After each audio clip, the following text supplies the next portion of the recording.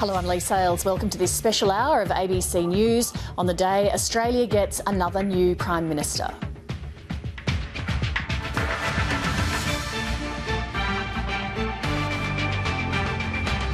After a week of chaos, Scott Morrison emerges from the pack to lead the Liberal Party and the nation. What Josh and I are here to tell you, as the new generation of Liberal leadership, is we're on your side.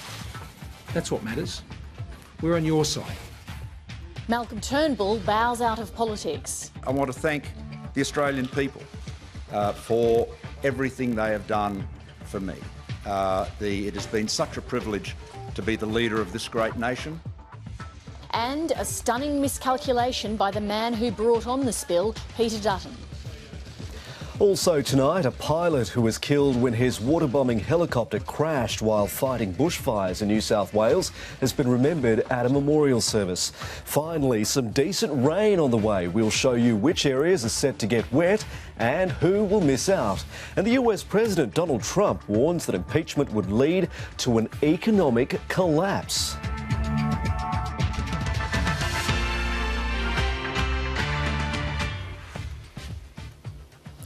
Scott Morrison is tonight Australia's 30th Prime Minister, the country's 7th leadership change in a little over a decade. He prevailed in a battle brought on by Peter Dutton and a cohort of Conservative agitators who couldn't stomach Malcolm Turnbull. In the first round, there were 3 contenders: Dutton, Morrison and Julie Bishop. She was eliminated, so the party room then went to a runoff vote. Scott Morrison emerged victorious, 45 votes to Peter Dutton's 40. The final act in this momentous week took place a short time ago. Scott Morrison went to Government House at Yarralumla to be sworn in. He was accompanied by his deputy, Josh Frydenberg.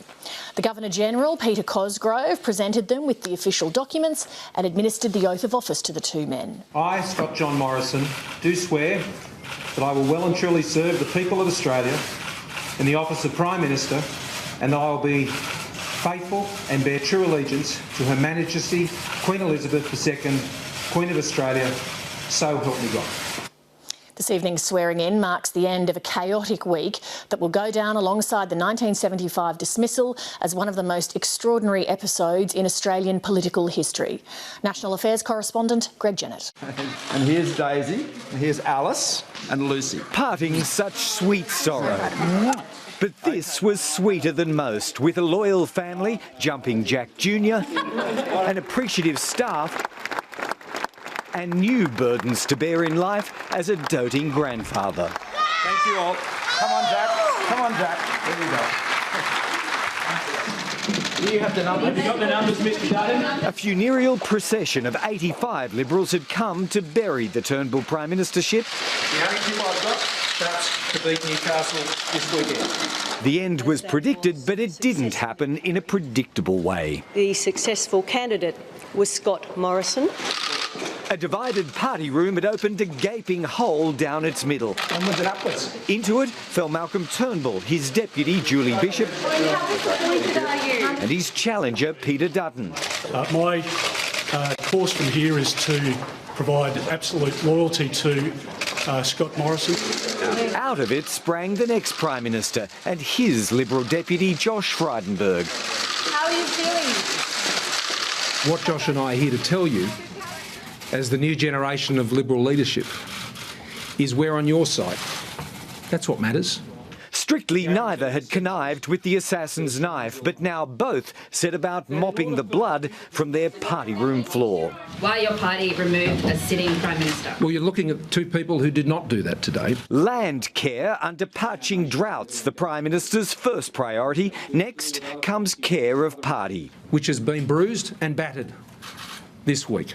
And once Malcolm Turnbull leaves Parliament, a by-election in Wentworth. I look forward to my first electoral test. Tested and torn in a week of turmoil, Liberals are at least talking about downing their weapons. They will take the party forward as a next-generation leadership team. In defeat over a family lunch, Peter Dutton's lost the stomach for fighting too, but holding no regrets either. I only ever nominated because I believe that I was a better person and a person of greater strength and integrity to lead the Liberal Party. The wrenching, ruthless, infighting fighting and brinkmanship continued all the way up to the moment of the spill. But the Dutton defeat marked a massive miscalculation by Conservative forces. They may now talk of healing, but actually achieving it will take every ounce of leadership skill that Scott Morrison and Josh Frydenberg have. That and an amount of goodwill that's been impossible to find here all week. Vengeance, personal ambition. But those conditions are endemic and deadly to the body politic, and the infected will remain long after their victim. They wanted to bring the government down. They wanted to bring my prime ministership down.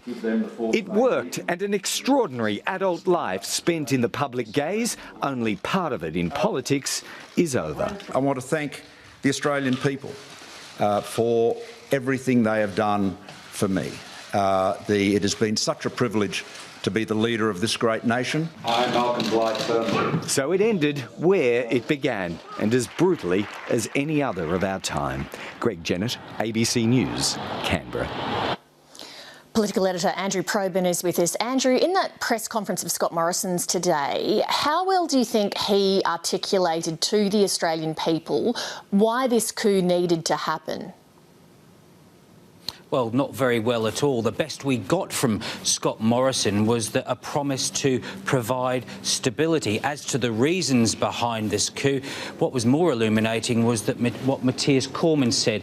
He said it was all about providing unity. An admission, perhaps, that this was driven by some people in the Liberal Party who simply thought that Malcolm Turnbull was not one of them. This was not a coup driven by policy.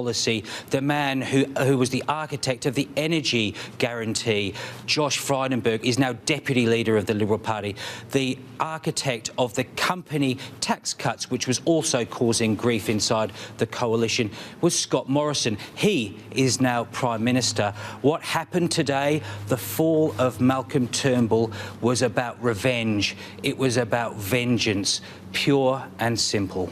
Andrew, I'll come back to you shortly. Let's talk a little more firstly about this unity question. Scott Morrison was a reluctant starter in the challenge, only moving when it became clear that Malcolm Turnbull would not survive the week. It's taken him just over 10 years from election as an MP to the keys to the lodge. To get on with the job of governing, he'll first need to unite his bitterly divided party. To the locals, the Shire is God's country, and many have faith in the man now headed for the lodge. ScoMo is in. He's our man. We love him. Bring him on. Hearing that a Cronulla leader is now leading the country, I think it's unreal. Their guy was a blow-in, having grown up at the eastern beach of Bronte. Scott Morrison attended a local public school, Sydney Boys High, before forging a career in the tourism industry. Most notably, he gave the world Lara Bingle. So where the bloody hell are you? He signed off on the controversial advertising campaign as head of Tourism Australia and then paid the price, losing his job.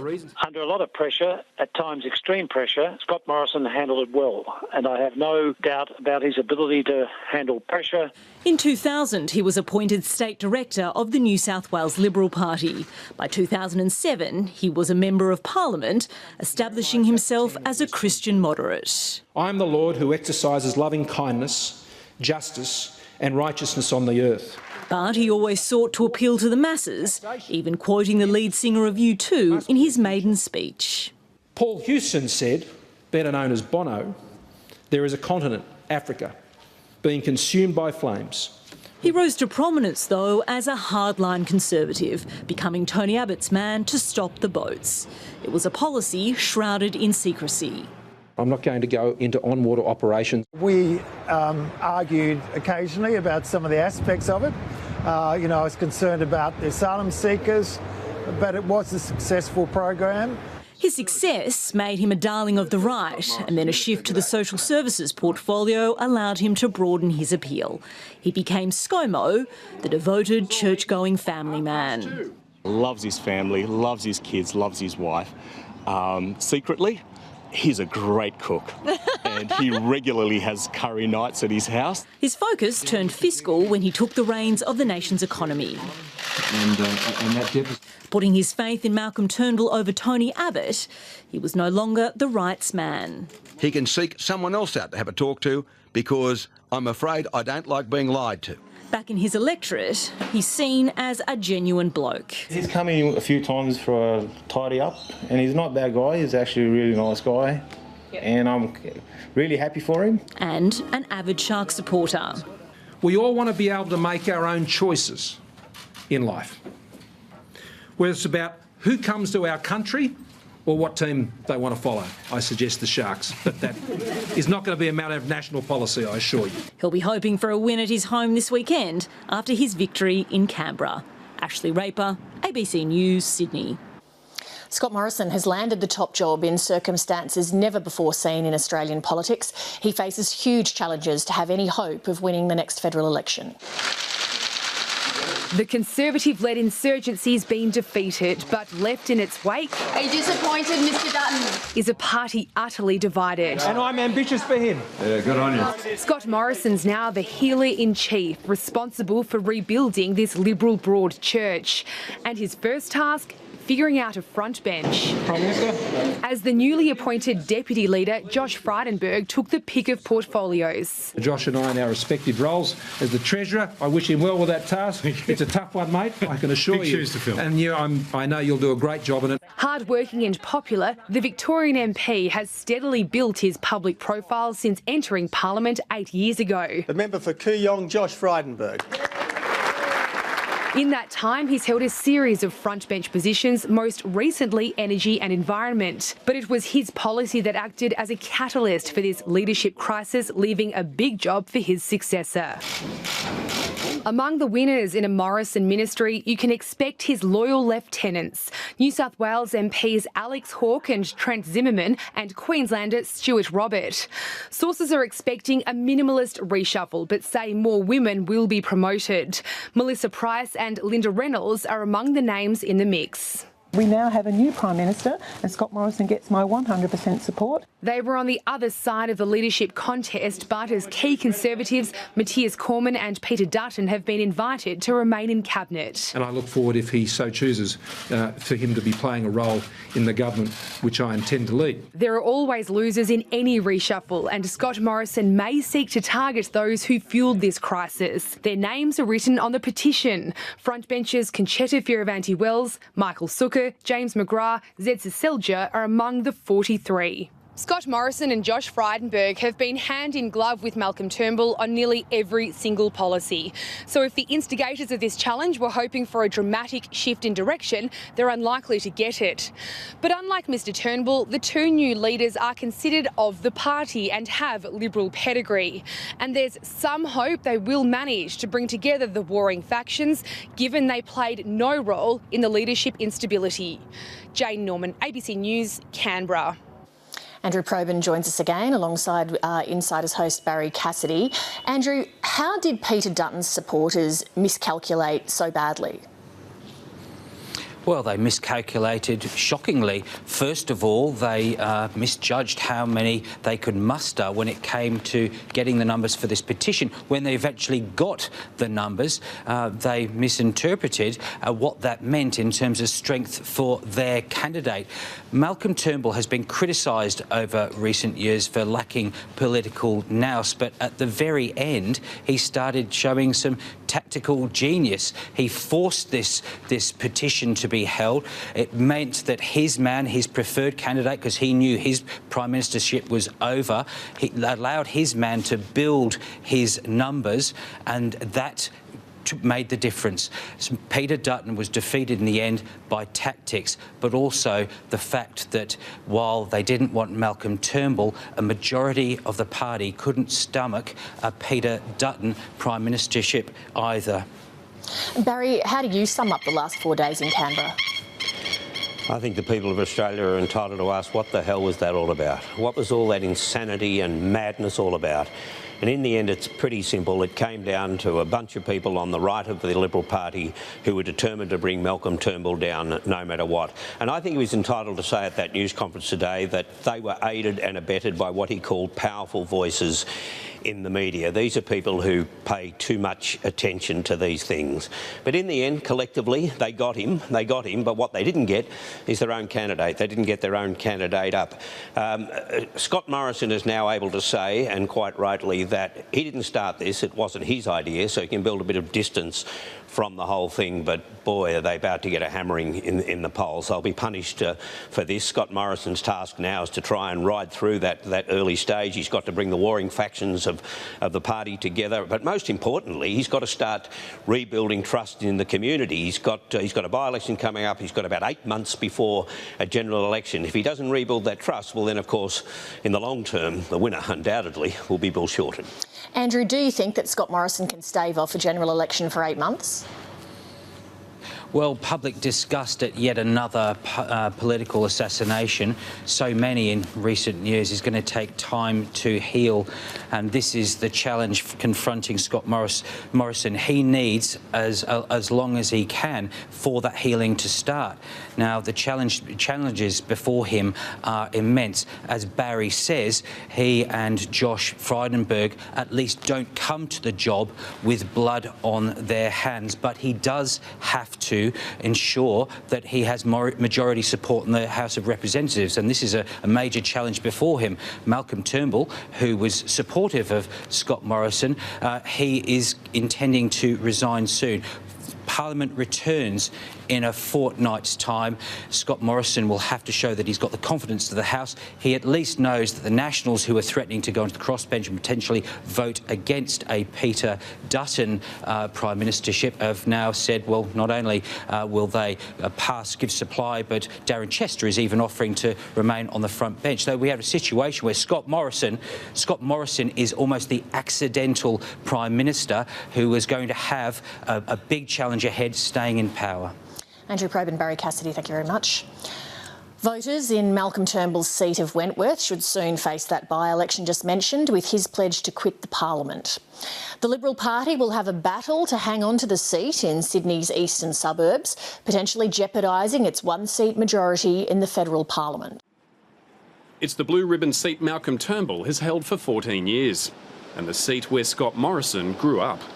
The mood of voters here could dictate whether the new Prime Minister can hold on to a majority government. I'm devastated. I'm a staunch Malcolm supporter, and mind you, the result is better than Dutton. Well, we like Malcolm Turnbull. We didn't like what happened there, and I'm happy that Scott Morrison got voted in. It's still not clear when a by-election will happen, if it happens at all. I'll be leaving the Parliament not before too long.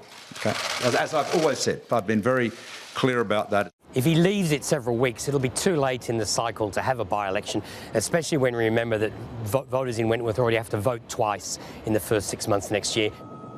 The eastern suburbs electorate includes some of Australia's most expensive properties and stretches from harbourside suburbs like Vaucluse through to the beaches of Bondi and Bronte. Mr Turnbull isn't the first Liberal leader to hold the seat. It's a very diverse seat. I mean, people focus on the wealthy end of the seat, but in my day I used to be proud of the fact that I think I had the wealthiest and the poorest people in the country in the one seat. I would take nothing for granted, and I think they'll have to work hard to retain it.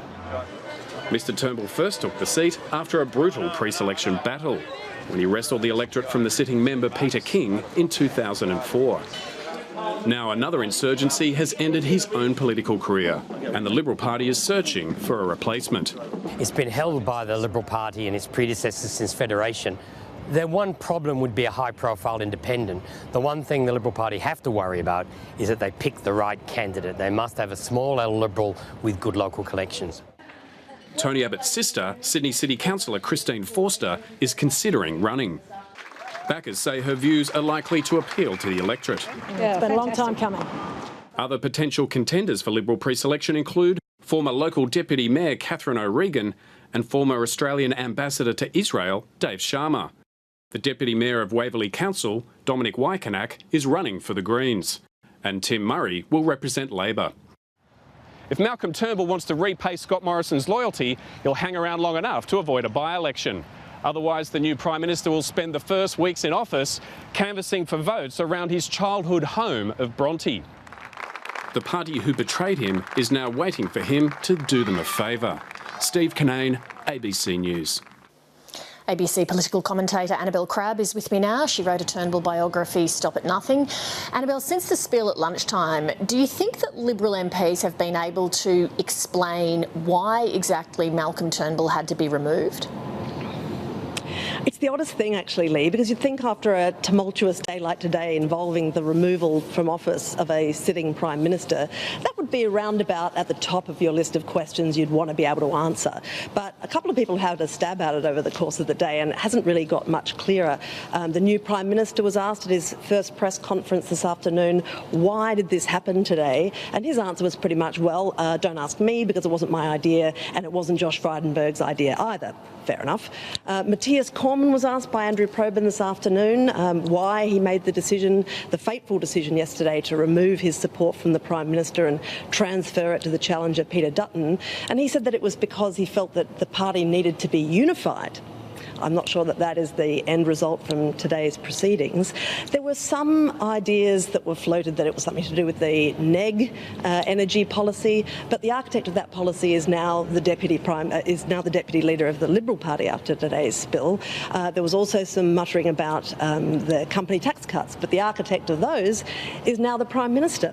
So there's no one policy area that's been proven to be the downfall of Malcolm Turnbull, nor are there any new policies advanced by any of the contenders today that would clear things up. The only conclusion is that the Liberal Party, that has had segments that have been suspicious of Malcolm Turnbull for some time, ever since he smashed his way into their ranks, remains suspicious that deep in his heart he wants to be a Labor Prime Minister, which ironically is probably the most likely outcome from today.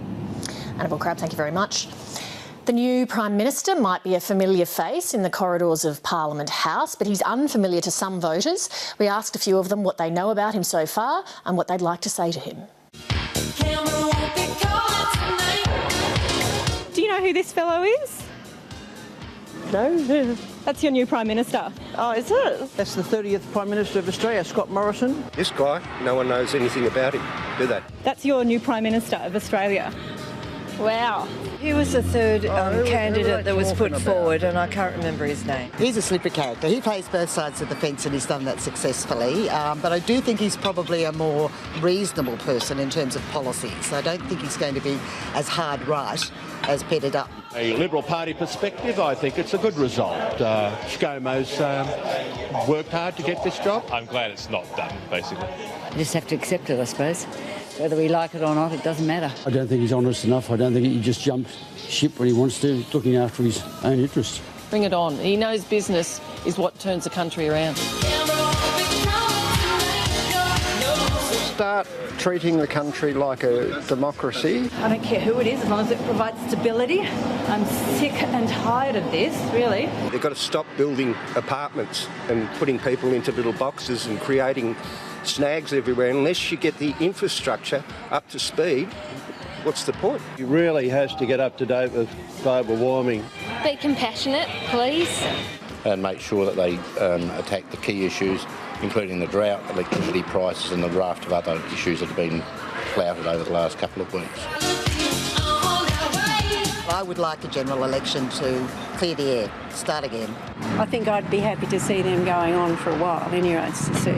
Well, I don't think you'll be in there in the next election. People vote in a Prime Minister, and I think it's wrong for any party to actually choose to overturn somebody. I'm not a Labor voter at all, but I don't think this bill has done Liberal any good at all. I certainly wouldn't vote for Shorten. I wouldn't vote for either. I'm a Labor voter, and it's unfortunate that ScoMo's come in because I think he'll perform better. Stick around for 7:30 shortly. I'll be joined by Cabinet Minister Dan Tehan and the ABC's election analyst Anthony Green, among others. For now, I'll hand you over to your local newsrooms. Lee, thank you. So what will Scott Morrison's ascension to the top job mean for his home state of New South Wales? Our reporter Brooke Wiley joins us now. Brooke, what are Mr Morrison's key messages to New South Wales? Jeremy, one of the key priorities the new Prime Minister highlighted was addressing the drought, and that will likely come as a relief to our farmers and to the agricultural sector. And with some of the highest power prices in Australia, Scott Morrison will be hoping that his pledge to tackle energy costs will have an impact here in his home state. I spoke to Bruce Baird earlier today. He's the man widely credited with recruiting Scott Morrison to the Liberal Party, and he told me that unlike his predecessor, the new Prime Minister can deliver. Scott is quite a determined guy, and I think you'll see a following through of what the party says and having a clear vision of the way forward. And, Malcolm was a very bright guy, but sometimes he did vary a bit in terms of policy. Bruce Baird there. Now, Brooke, amidst all of this, a state election is 7 months away. How damaging is this going to be for the Liberal brand here in New South Wales? Jeremy, the Liberals are concerned that voters will punish the state party at the polls when they go to vote in March. Premier Gladys Berejiklian today was unavailable to speak to us directly. Her office did release a statement, however, welcoming the new leader of the party and praising his efforts in securing the Western Sydney Airport and the Snowy Hydro deal. And Labor, for their part, also laid low, despite being in a position to exploit their opponent's division today. One insider told me their strategy was simply to watch the Liberals bury themselves. Brooke Wiley reporting. Now, there's a little sliver of good news for some farmers in drought-affected areas of the state tonight. The most significant rain in almost a year is forecast to come this weekend, but it won't be nearly enough to break the drought. From the big dry to what could be a big wet weekend, the northwest slopes and northeast are in for a welcome drenching. Places like Tamworth, the last time they had rainfall of, say, 25 millimetres in one day, that was back in October last year. Between 20 to 60 millimetres could fall in some places, most of it likely over Tamworth, Moree and Lismore. But follow-up rain will be needed for there to be any benefit. This rainfall will not have a big impact on those drought-affected areas. The system bringing thunderstorms will peak on Saturday. Already farmers know it won't be enough to quench parched pastures. We always say we'll believe it when it's in the rain gauge, but really have a lot of hope pinned on this. This could be make or break for our season. The rain is a blessing for firefighters who've been battling fierce unseasonal blazes. Any rain's going to take the sting out of things for at least a little bit. Eyes are to the skies in the city too, with showers on the way, but it won't be enough a week out from spring. Dam levels are dropping towards 60%, and that would flick the switch on Sydney's desalination plant. And the south, where the need is dire, won't get a drop. Obviously, there's still a fair bit of the state that is going to completely miss out on this rain. In a drought-declared state, every bit counts. Emily Lawrence, ABC News, Sydney. A pilot who was killed when his water-bombing helicopter crashed while fighting bushfires in New South Wales has been remembered at a memorial service. Alan Tull, also known as Tully, was battling the blazes on the state's south coast last week when the accident happened. The 57-year-old was today posthumously awarded a medal by the Rural Fire Service. It's a recognition of just how much we valued and recognise the ultimate price that Tully has paid in his pursuit for simply making a difference. A report into what caused the crash is expected next year. Donald Trump has warned that the US economy would crash if he were to be impeached. Bridget Brennan reports from Washington. You know, they make up stories. People make up stories. It's been a disastrous week for Donald Trump, but typically the president isn't letting on. So I give myself an A+. Mr Trump's one-time friend and lawyer Michael Cohen is facing jail time after paying hush money to women who say they had affairs with Mr Trump. And he claims it was all ordered by the president. Did you direct him to make these payments? He made the deal. He made the deals. The allegations are fueling speculation that Donald Trump could be impeached. I'll tell you what, if I ever got impeached, I think the market would crash. I think impeachment would be totally horrible. I mean, there's no reason He didn't collude with the Russians. Impeachment is an unlikely prospect while the Congress is controlled by Republicans. That power balance could change at the midterm elections in November, but Mr Trump himself is putting strain on relationships with key members of his own party, including the Attorney General, Jeff Sessions. The president is furious Mr Sessions refused to oversee the probe into Russian interference in the 2016 election. He took the job and then he said, I'm going to recuse myself. I said, what kind of a man is this? The Attorney General fired back. The actions of the Department of Justice will not be improperly influenced by political considerations. Loyalties to Donald Trump have frayed this week. At least one member of his inner circle has turned, and there could be others to come. Bridget Brennan, ABC News, Washington. Financial markets, especially the dollar, have made a late recovery after Scott Morrison's party room victory. AGL's besieged boss, meanwhile, has resigned. Here's the ABC's business editor, Ian Verinder. It's been a big week for power plays, and the upheaval in Canberra has finally spilled into the corporate world. AGL's American-born boss, Andy Veazey, joined Malcolm Turnbull, vacating his seat. His sudden exit follows a year of federal government strong-arming over the Liddell power station. As you can see, investors haven't enjoyed the ride either. Earlier this week, the government waved a big stick at generators, threatening forced divestments. Prime Ministerial pretender Peter Dutton even called for a royal commission. Little wonder Andy Veazey walked. The Aussie dollar swirled through the political turmoil today with a determined early dive towards 72 US cents and a decent recovery after Scott Morrison's election this afternoon. For all Canberra's shenanigans, though, they pale into insignificance compared with Washington's endless theatre. Wall Street has just broken the record for the longest bull run in history, but President Donald Trump reckons it'll all crash if he's impeached. Rising interest rates might do the job for him. This graph shows stock investors are ignoring the squeeze in US interest rates. Long-term rates are dangerously close to short-term rates. The lesson from history? Do that at your peril. The local market ended marginally higher, but there were some big losers today. Tech firm WiseTech eliminated most of yesterday's massive gains. And Westpac hit the skids after a tell-all trading update. Regional markets were mostly stronger, and the dollar recovered to end mixed. And that's finance. Let's take a look at tomorrow's weather forecast now with Graham Creed. Graham. Thanks, Jeremy. And it's all about rainfall as we move into Saturday. It will be widespread across the state, but the heaviest of the falls is going to be around the northwest slopes and plains, also nearby neighbouring districts, and there is the potential of severe thunderstorms about the northwest slopes and plains as we move into tomorrow afternoon. So in the northeast, there will be widespread showers and some possible thunderstorms. Thunderstorms a bit more likely through the north. Rainfall totals in the south are going to be very light and patchy. For the southeast, we're also looking at quite a good chance of some showers along the tableland, a little bit less likely in the south though, and at this point in time we are expecting to see mostly light falls. Over the inland, we're also expecting to see widespread showers and thunderstorms across the northeast inland. They could spread down in towards central areas, but away from that, they'll be just light across the southeast and generally dry and sunny through the far west of the state. For Sydney, we're also looking at the potential of some showers about. There could be an isolated thunderstorm. They'll extend onto the waters as we move into the afternoon. We're looking at these showers producing falls of about 1 to 8 millimetres as we move through the day, potentially slightly heavier back in towards the ranges. We'll see similar falls on Sunday, widespread showers. Any thunderstorms will clear though.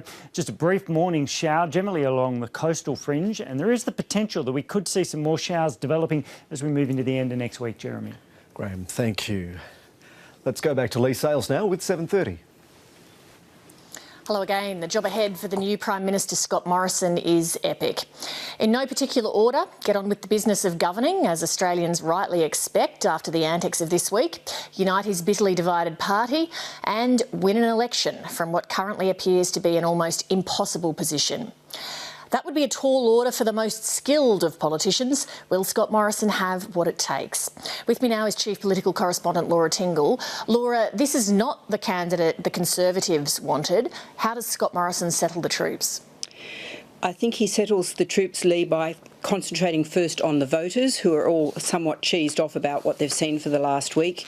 He's emphasised that he wants to deal with the drought, and I think the tax package actually offers Scott Morrison an opportunity to reposition the coalition as the party of small to medium-sized business. So he's got that vehicle, and in some ways he can drag the party as it is, in behind him to the extent that that is possible by focusing on the voters.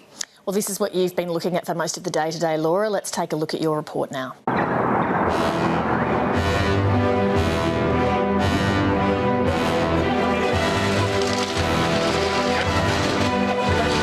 Two households, both of the same party, old grudges break to new mutiny.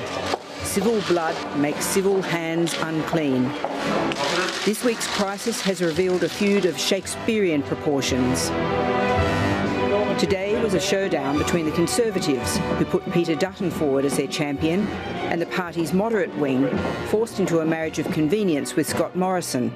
The successful candidate was Scott Morrison, and he won this vote by 45 votes to 40 for Peter Dutton. My course from here is to provide absolute loyalty. We've lost the Prime Minister, but there is still a government to save, and that's what all of us will do our best to do now. But few believe the feud has been resolved.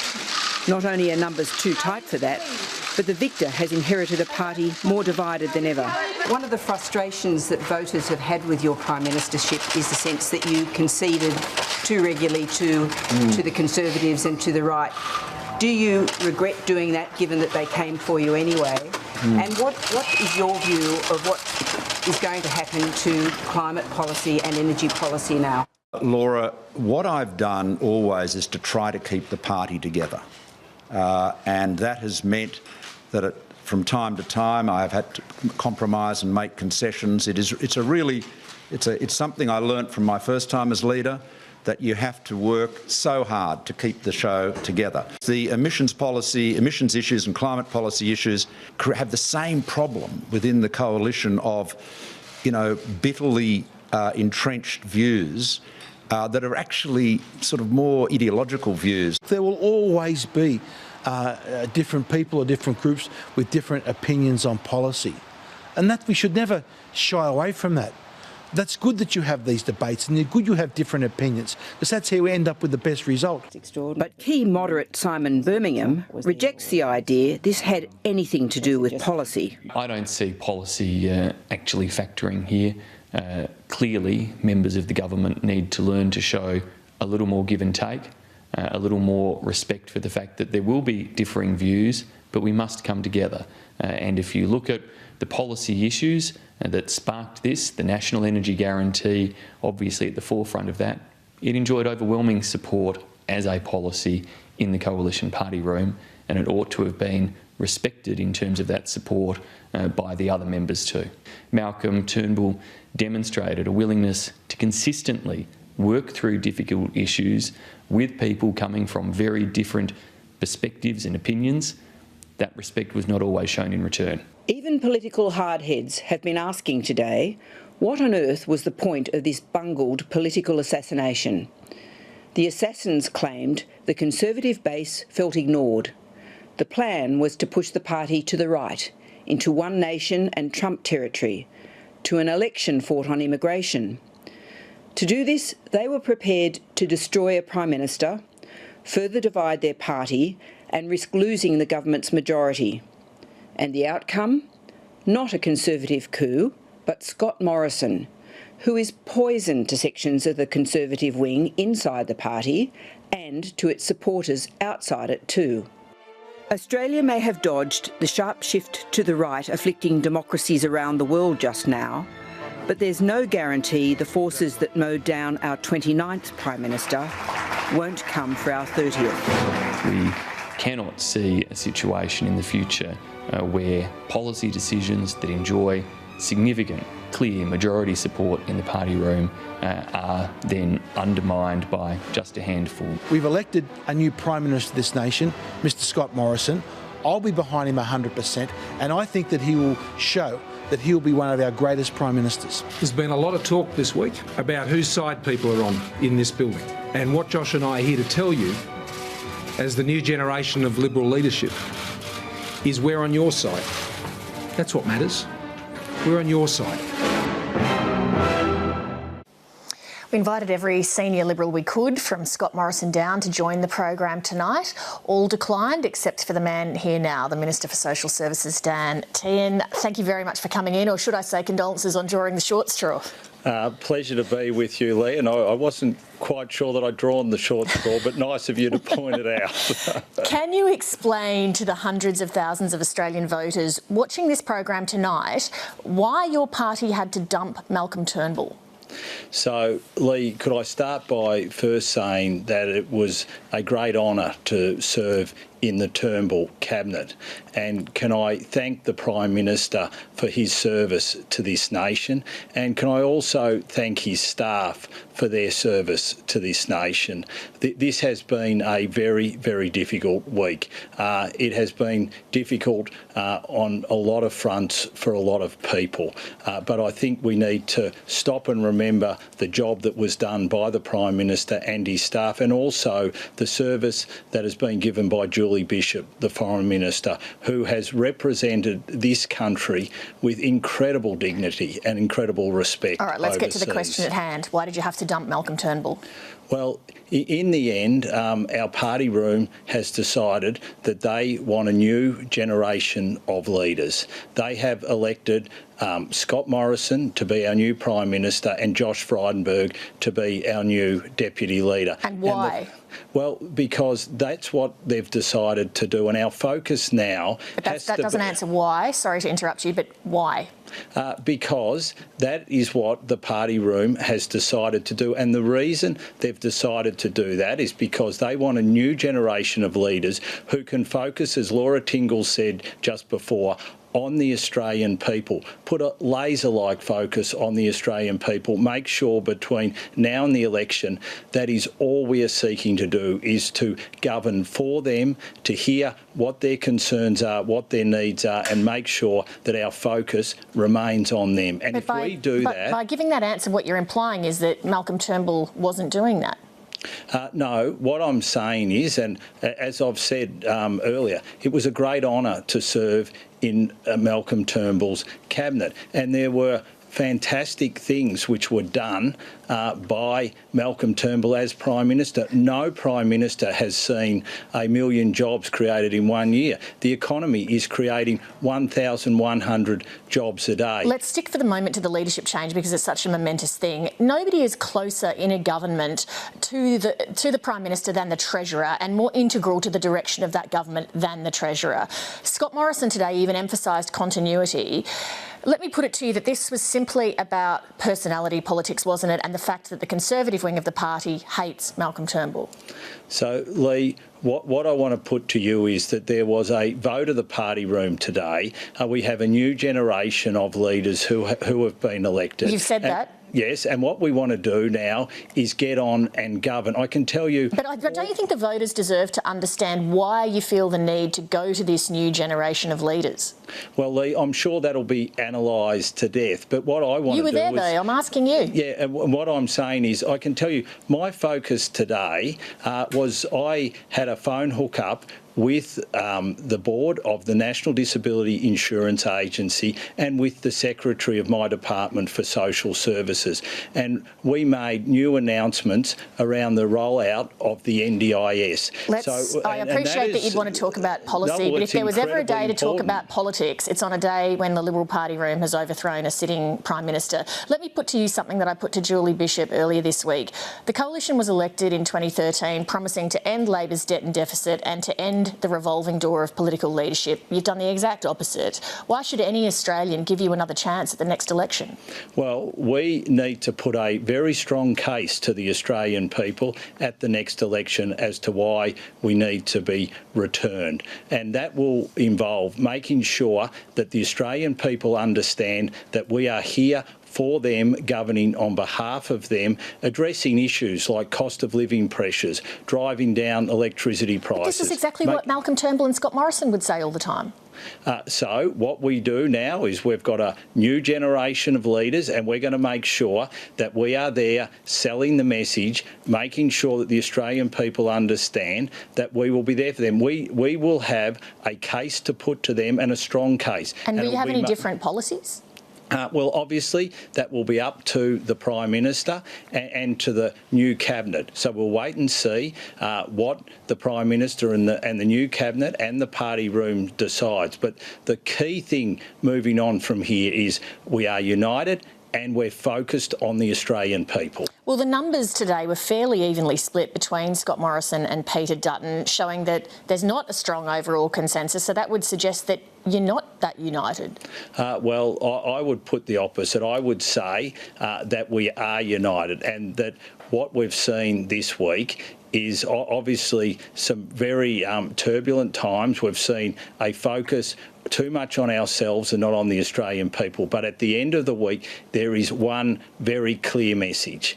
That is, we are now united and we are now focused on governing for all Australians and delivering from them. And that is what we will all be doing. Dan Tehan, thank you very much for fronting up to speak to our viewers tonight. Appreciate it. It's been a pleasure, Lee. Thank you. Malcolm Turnbull was ambitious to become Prime Minister from a very young age. On paper, he had all the necessary attributes to be a great leader: brilliance, charm and persuasiveness. But was the job to which he aspired his whole life the one thing he was never destined to master? Jeff Thompson reports. First on the ropes, then knocked out of the ring, but still up and swinging till the end. Just appears to be, vengeance, personal ambition, factional feuding, whatever you describe it. Hasn't had anything to do with 25 million Australians. Malcolm Turnbull came into the Lodge almost 3 years ago, believing he had the answers to Australia's political malaise. We need advocacy, not slogans.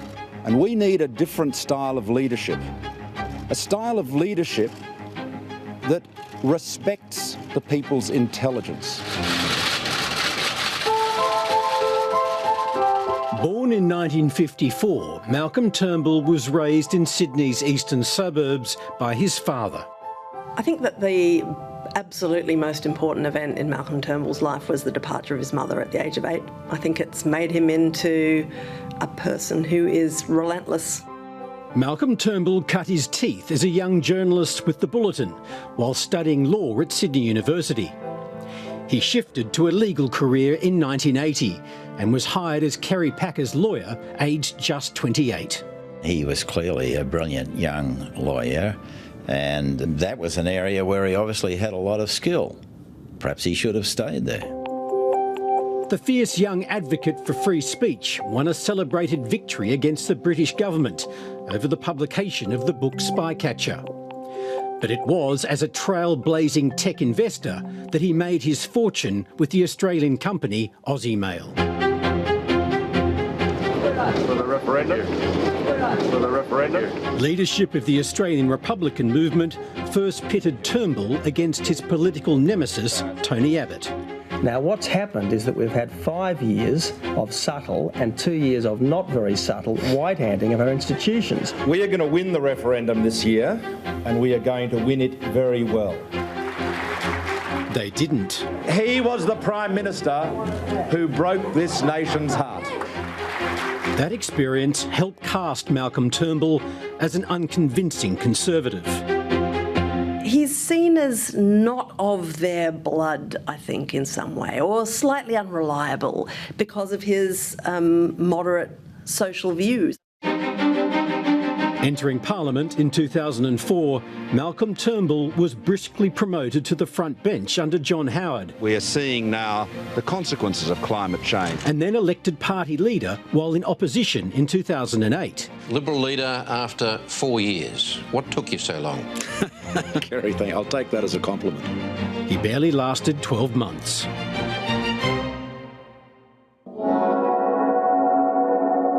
If the Prime Minister and the Treasurer cannot immediately justify their actions to the Australian people, they have no choice but to resign. A rash attack on then Prime Minister Kevin Rudd saw Turnbull's grip on the leadership begin to unravel. My recollection is that there was a short email from the PMO. But the smoking gun email turned out to be a damp squib. Turnbull's political judgment would soon fail him again. I will not lead a party that is not as committed to effective action on climate change as I am. When Malcolm Turnbull backed Kevin Rudd's emissions trading scheme, Tony Abbott pounced. And the final ballot was won by Tony Abbott, 42 votes to 41. 42-41. We're going home to Sydney and we'll work out where we go after that. Climate policy story in Australia is a bloody one. It's killed and killed and killed again in Australian politics. I want to thank Malcolm, and I now want to... Despite their history, as Prime Minister, Tony Abbott tasked Turnbull with winding back Labor's ambitious vision for the NBN. As Tony has said, our commitment is to deliver. As Abbott's popularity as Prime Minister slipped, Turnbull struck again, taking the leadership back in 2015. We have lost 30 news polls in a row. It is clear that the people have made up their mind about Mr Abbott's leadership. There's never been a more exciting time to be an Australian. And the leadership can change. Yes, innovation and agility. Those were the two words that came out, and that's all we got. Two words, neither of which really meant anything to the Australian people. We can have every confidence that we will form a coalition majority. Winning 2016's election by only one seat left Prime Minister Turnbull straddling a sea of compromise, caught between a hostile Senate and his own party's right wing. More bad polling and disappointing results in by-elections this year sealed Malcolm Turnbull's fate. Here's a man of considerable ability, clearly, and yet he wasn't able to bring that ability into the field of politics, the one area where he really wanted to distinguish himself. I think that probably history will recall him as a man who tried to be reasonable. He's a man who tried to govern from the centre and who got blown up by the extremes. With the departure of Malcolm Turnbull from the Parliament, Scott Morrison will have something his predecessor never had, a chance to do the job without the ghost of the past chiming in from the backbench. As we've discussed, the man known as ScoMo has a tough job ahead of him to connect with the electorate, especially in Queensland, where the appeal of a Dutton Prime Ministership had been to possibly lift the Liberal vote. The ABC's legendary election analyst Anthony Green joined me to discuss voters not just in Queensland but nationally. Anthony Green, this move against Malcolm Turnbull's leadership was meant to shore up the coalition's vote in Queensland. How will they fare without having Peter Dutton as leader? Well, look, it's a complex situation because the LNP hold 21 of the 30 seats in Queensland. You compare that with New South Wales, where the coalition hold 23 of the 47. There's a huge block of votes in Queensland with the LNP, and they could lose 8 of the government's most marginal seats under 3% are in Queensland. But the problem with the government is not just about Queensland. The government basically has no majority going into the next election. They lose any seat anywhere in the country, they lose their majority. I think the thing about Queensland is that a bad result in Queensland could turn defeat into a rout. Why was there also this assumption that if you had Peter Dutton as leader, that would definitely help you in Queensland versus, say, Scott Morrison? We have seen in the past, let's say Kevin Rudd, for example, Labor hasn't won more than 8 seats in Queensland for the last 2.5 decades. But when Kevin Rudd was the leader, they got half the seats. So Queensland is a state, it's a more regional state, and it's a state where people will respond to a Queenslander. And I think there was some hope that with a Queenslander in charge and with the ability to talk a language which would appeal to sort of one nation voters, which is strongest in Queensland, they might be able to offset potential losses in Queensland. So how is the coalition set now nationally? Well, they are in a difficult position. They do not have, they basically have 76 of 150 seats. We've had major redistributions, and they basically go into the election with 75 of 151 seats now. They have no majority at this election. It's not a matter of talking about swings, it's talking about seats everywhere. The government can lose seats in New South Wales, Victoria, Queensland and Western Australia, they could lose it anywhere in the country. So they basically have to improve their vote. And some of the difficulties they've had is that Conservatives, members of the party, have been sitting on their hands, unhappy about where the party's going. There would be hope that Scott Morrison can revitalise those Conservatives in the branches. They've also got to deal with the fact that Labor's got a lot more on-the-ground troops, and Labor's got candidates in marginal seats. The Liberal Party currently doesn't. Scott Morrison will obviously try to stretch out as long as he can to try to get those things happening, but realistically, what are his options for election timing? There's a Victorian election in November, that's a fixed date. There's a New South Wales election in March. Basically, there's a room in October for election if they wanted to go quickly, but they're in no position to go now. January, February is basically ruled out, really. To people on holidays, you don't want to upset them with an election. So they're really looking at that final date for the half Senate election, which is the middle of May. So if they go full term, we'll have the Victorian election, New South Wales election in March, and after New South Wales, then announce a federal election for some time in the middle of May. If they last that long. Anthony Green, thank you very much. Thank you. The Australian public has had, to use a colloquialism, a gutful of rotating prime ministers and the endless internal party power games that distract from the business of running the country. In an electorate already lacking trust in politicians and the political system, this latest spill has just whittled it away further. Lauren Day reports. I wouldn't have contacted the Prime Minister if I didn't believe we had a majority of support. Who is the ministry who is running this country? And it's another. Sometimes Australian politics is not suitable for children. It just makes me disappointed to be an Australian, and I wonder what, for little Finn, what kind of government that he's going to, be able to vote for. Who are the people in he's going to be able to trust and depend on to make good decisions. 5-month-old Finn is only on to his second Prime Minister, but 5-year-old Elijah is already up to his 5th. In his lifetime, he's seen them just do it at whim, like they're just changing their leader because the votes are down or the policy doesn't seem to be approved by the people. But they say they're just changing, and you wonder how something major is ever going to get through that may not be popular but needs to get through. Justin and Nicole McDonald are trying to teach their kids about honesty, integrity and respect, but they're struggling with the schoolyard antics coming out of Canberra. Yesterday, out of these people's mouth was one story, yes, and today a totally different one. Yeah. How can you trust these people anymore? And when we vote on whoever we're going to vote for and whatever policy platforms they have, how do I know that that's the policy that's going to be we're going to be subjected to? Politics, like most institutions, I only have to mention the churches, the banks, big business, the trade unions. Institutions are somewhat on the nose at the moment. There's a declining level of trust, and in every case it's due to the same thing, which is a perception that these institutions are more concerned about their own power or their own wealth, protecting their own position, inward looking, rather than seeing themselves as institutions with a social licence to operate should see themselves as servants of the community. Social researcher Hugh Mackay, who's documented Australia's declining faith in political institutions in his new book, believes the trend is a big problem.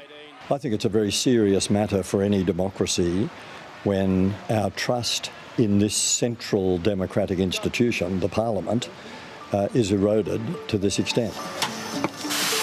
Leadership spills have become something of a national sport in Australia, but even in a sports-mad nation, there are few fans of this contest. I'd like a leader who would tell the detractors and all the naysayers, look, sit down, shut up. This is what's going on. This is for the good of the country, not for the good of you. Oh, it's all a bit of a schmozzle, I think. Backstabbing's rife once again. Hypothetically, if you didn't like your boss and you didn't think they were doing a good job, what would you do? Quit. Don't knife them in the back, you just quit.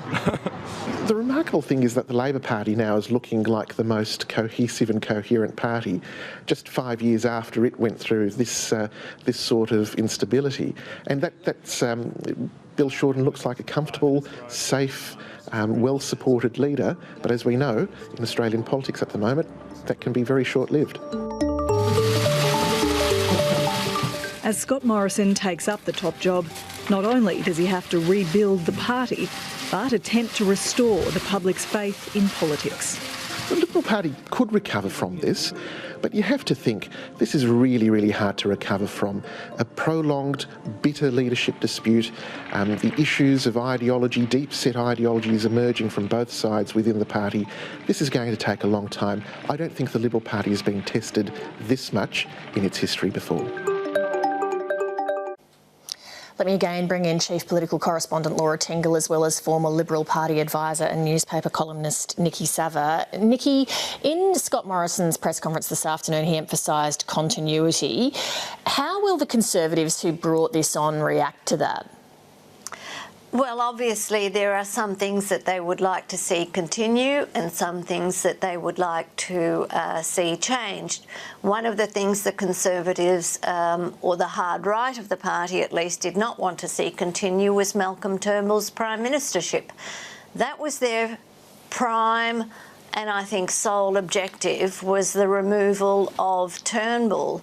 It was not philosophical, it was not about values, it was not about policy, it was deeply, deeply personal. So they've accomplished that mission, and now I think it's up to Scott Morrison to continue with some of the policies that Turnbull had, refine others, and to be able to speak more clearly, I think, and more directly to ordinary people. I think one of the things about Turnbull was he was, I think, a pretty good Prime Minister. He was not such a good politician. And, you know, he was a highly intelligent man, but he found it difficult to condense his messages and to get cut-through messages so that he could explain clearly and succinctly to people about what he was doing and why he was doing it. So they will be looking to Morrison to correct a lot of that. Laura, Prime Minister Morrison today emphasised generational change. We just heard Dan Tehan pick up that talking point in his interview on this program. You know, without saying so directly, what they're trying to say is it draws a line under the Abbott-Turnbull wars. Will it? I don't think it will, Lee. Certainly Malcolm Turnbull's going to be gone from the Parliament. But I suppose the thing that struck me when they started talking about generational change was the last time that happened was when we had the dream team of Peter Costello and Alexander Downer, and that didn't really work so well either. But I just think that it's not just about the Abbott-Turnbull wars. There is this deep division philosophically across the Liberal Party, which has really been there for everybody to see. I don't know, there's going to be lingering resentment that the coup did not go the way they wanted it to. As I said in the package, there are a lot of people out there within the Conservative ranks who don't like Scott Morrison, and the wrecking that we've seen, particularly from Tony Abbott, since the time he became opposition leader, if not before, in 2009, that's his modus operandi, and I don't know how people persuade him to stop doing that. What do you think on that point, Nikki? Well, I think there is a lot of truth in that. Abbott has, you know, from day one embarked on this, you know, political terrorism campaign to make sure that Turnbull never at any time felt comfortable or that the government was stable. It was always about giving the impression of disunity and division and of chaos, and I think that brought us to where we were today.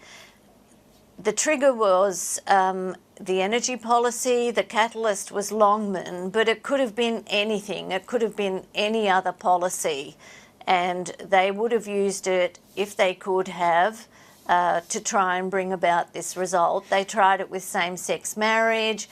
You know, they tried it with all sorts of other things. So Laura, it really isn't, it wasn't about policy.